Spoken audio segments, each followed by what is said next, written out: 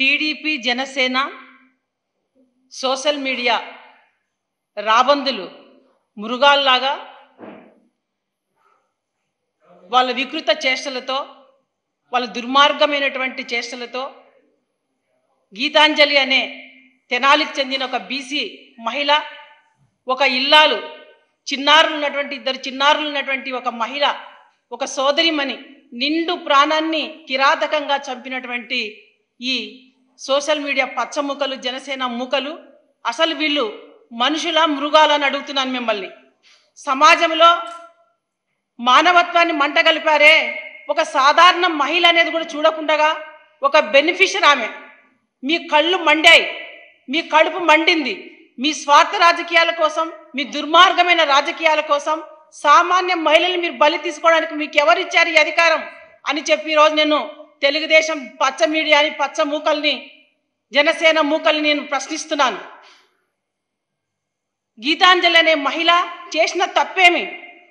ఆమె ఎంతో సంతోషంగా జగనన్న ప్రభుత్వంలో నాకు ఒక ఇల్లు వచ్చింది అని సంతోషాన్ని వ్యక్తపరిచింది ఒక ప్రైవేట్ ఛానల్ మీడియా ద్వారా.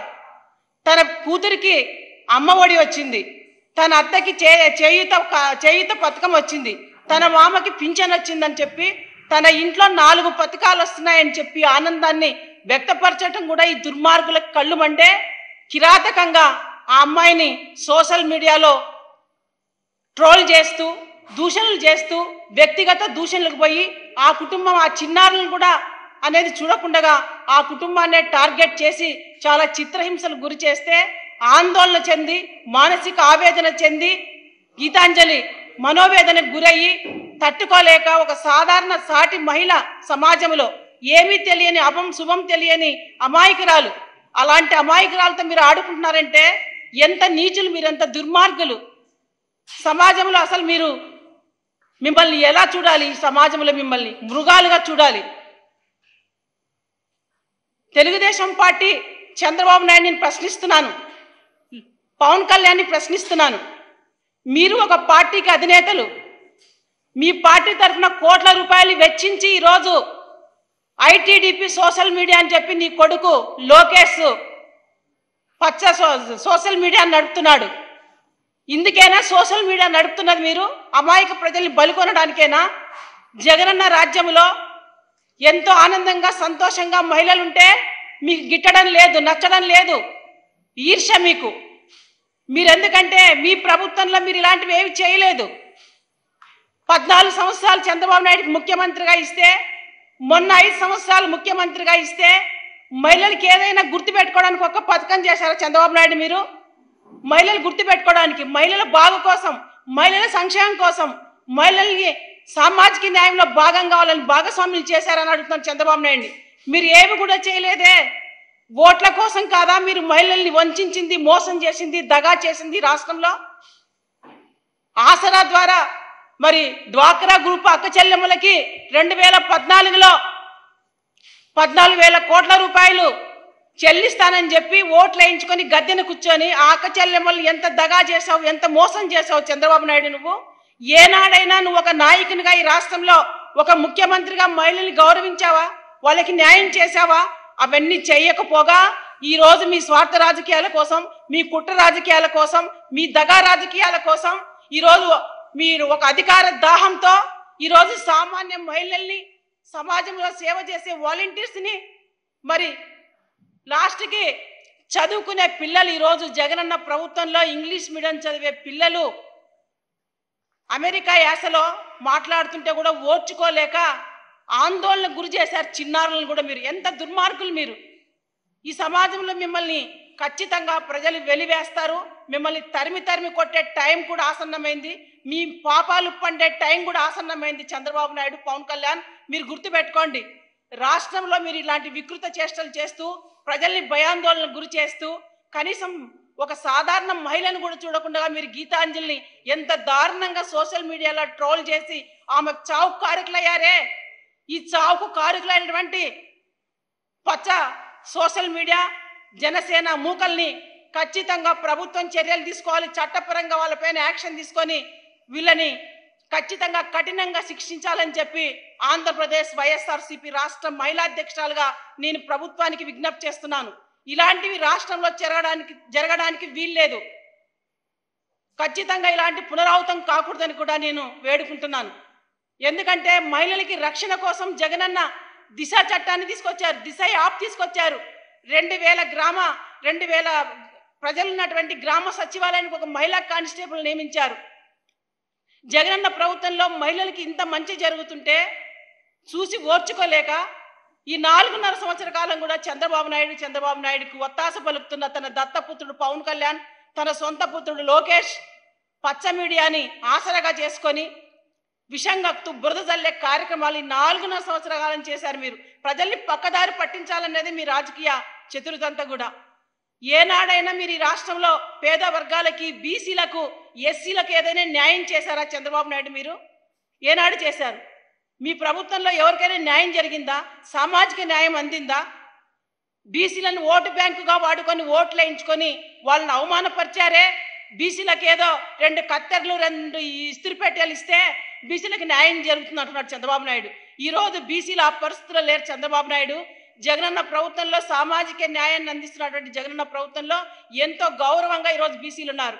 ఈరోజు మహిళలకి రాజ్యాధికార పదవుల్లో, ఈరోజు సంక్షేమంలో, నామినేటెడ్ పనుల్లో 50% రిజర్వేషన్లు కల్పించి చట్టబద్ధత కల్పిస్తున్నటువంటి ముఖ్యమంత్రి ఈ రాష్ట్రంలో దేశంలోనే ఒక రోల్ మోడల్గా మహిళా సంక్షేమంలో నిలబడ్డారు ముఖ్యమంత్రి గారు. ఇవన్నీ చూసి ఓర్చుకోలేక సామాన్య మహిళలపైన మీ పచ్చ మీడియాని, మీ సోషల్ మీడియాని అడ్డం పెట్టుకొని ఈరోజు ఈ సమాజంలో ఏదో చేస్తామంటే చెల్లదు. చంద్రబాబు నాయుడు, పవన్ కళ్యాణ్, లోకేష్ మీ పాపాలు పండే రోజు దగ్గర పడ్డాయి, అతి దగ్గర పడ్డాయి. ఖచ్చితంగా రాష్ట్రంలో ఉన్నటువంటి యావత్తు 50% మహిళలందరూ కూడా ఈరోజు జగనన్న ప్రభుత్వంలో 80% సంక్షేమ పథకాలు అందుకున్నారు. రాజ్యాధికార పదవుల్లో 50%, ఈరోజు స్థానిక సంస్థల్లో 50%. ఎంతో ఆనందంగా, సంతోషంగా అక్క చెల్లెమ్మలు జగనన్న ప్రభుత్వంలో ముందుకెళ్తున్నారు. ఖచ్చితంగా 2024లో మీకు ఈ రాష్ట్రంలో పుట్టగతులు లేకుండా తరిమి కొట్టే టైము ఖచ్చితంగా మహిళా మనులే తీసుకుంటారు చంద్రబాబు నాయుడు. ఇది మీరు గుర్తుపెట్టుకోండి అని కూడా చంద్రబాబు నాయుడుకి నేను ఈ సందర్భంగా హెచ్చరిస్తున్నాను.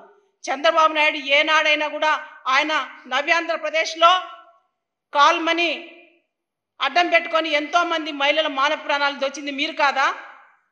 ఎంఆర్ఓ వనజాక్షి ఇసుక మైనింగ్ ప్రశ్నిస్తే మీ ఎమ్మెల్యేని జుట్టు పట్టి ఈడ్చుకొట్టారే ఒక మహిళా ఎంఆర్ఓని మీరు కాదా? మీ ప్రభుత్వంలో కాదా?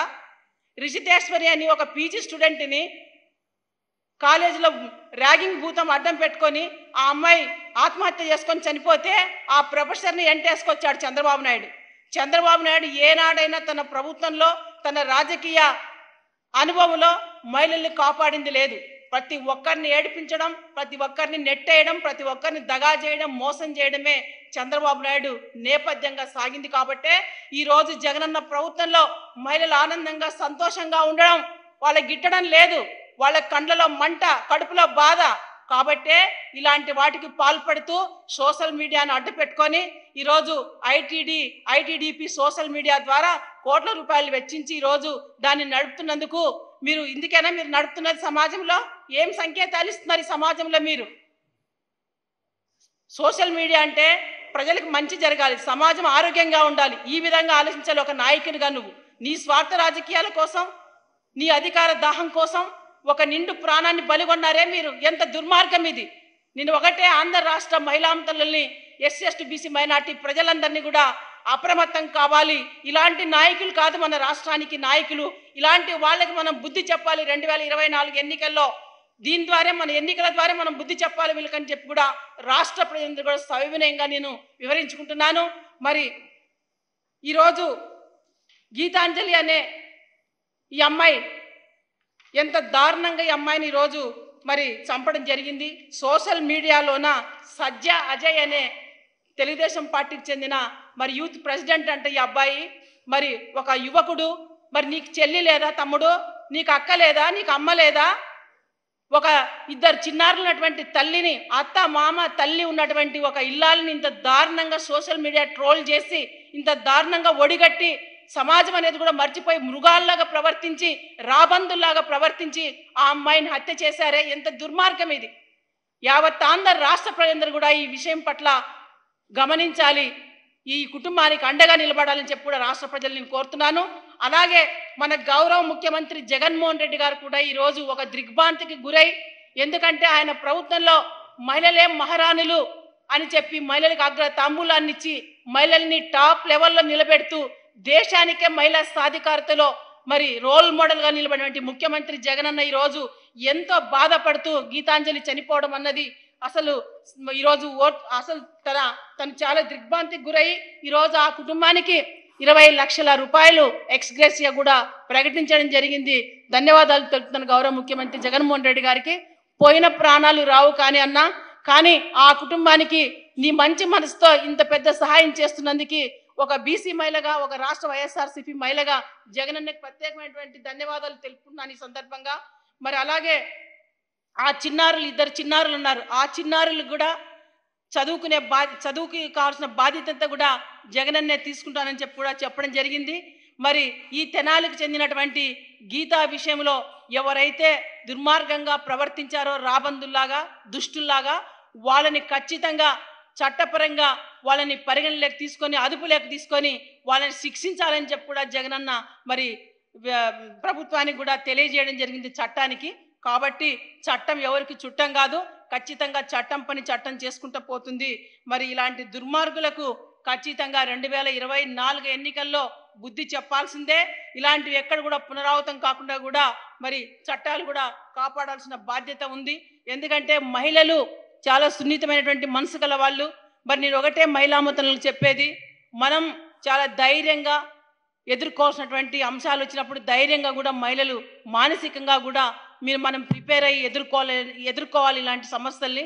మనం ఎదుర్కోకపోతే మన కుటుంబాలు మరి ఇబ్బందులు పడతాయి. కాబట్టి ప్రతి మహిళ కూడా సమాజంలో అక్కడక్కడ ఎంత మన జగనన్న ప్రభుత్వం చర్యలు తీసుకున్న అక్కడక్కడ ఆకతాయిలు, ఇలాంటి దుర్మార్గులు రాబందులాగా ప్రవర్తిస్తుంటారు. కాబట్టి మహిళామ తల్లులు మీరందరూ కూడా ధైర్య సాహసాలతో మరి మంచి ఆలోచనతో మీరందరూ కూడా ఇలాంటి వాటికి బారిన పడకుండా, సున్నిత మనసు కాకుండా ధైర్యంగా మీరందరూ ఉండాలని చెప్పి కూడా నేను మహిళలందరూ కూడా ఈ సందర్భంగా కోరుతున్నాను. మరి ఏది ఏమైనా మన జగనన్న ప్రభుత్వం అంటేనే అక్క చెల్లెమ్మల ప్రభుత్వం ఇది. ఈ 4.5 సంవత్సర కాలం సంక్షేమ సుపరిపాలన అందించినటువంటి ముఖ్యమంత్రి జగన్మోహన్ రెడ్డి గారు ఖచ్చితంగా 2024లో ఈ దుష్టులకి, దుర్మార్గులకి ఈ రాష్ట్రంలో మరి పనిగా కట్టుకొని మరి పచ్చ మీడియాను అడ్డం పెట్టుకొని రాజకీయాలు చేస్తున్న చంద్రబాబు నాయుడికి, ఆయనకి వంతపాడుతున్నటువంటి దత్తపుత్రునికి, తన కొడుకు లోకేష్కి ఖచ్చితంగా బుద్ధి చెప్పాలని చెప్పి రాష్ట్ర ప్రజల్ని మరొకసారి నేను విన్నవించుకుంటూ విజ్ఞప్తి చేస్తున్నాను.